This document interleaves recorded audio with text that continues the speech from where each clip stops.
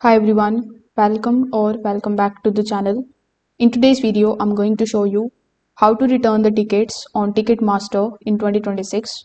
So if you have purchased the tickets and you can't attend the event, this updated guide is going to explain what your real options are. So without further delay, let's get straight into it. First of all, here is one important thing that you need to know. Ticketmaster usually does not allow the direct refunds unless an event is cancelled or rescheduled, but you still have a few ways to get your money back. For that, first of all, come here on ticketmaster.com. After that, simply log in into your account if you haven't already. Now, here, simply click on the option of My Account, then come here in My Account section. Over here, you are going to see the tickets that you already have.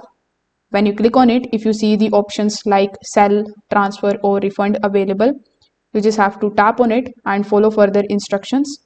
Now, this particular option usually appears only if the event was cancelled or changed. If there is no refund option, you can use the sell ticket option. Ticketmaster's resale system let you list your tickets for sale directly to other buyers. So you can set the price of your ticket, you can confirm the listing, and once it is sold, Ticketmaster is going to send you the money.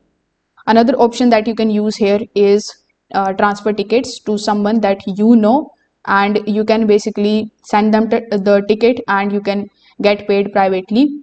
So while returning isn't always possible, reselling is the main solution.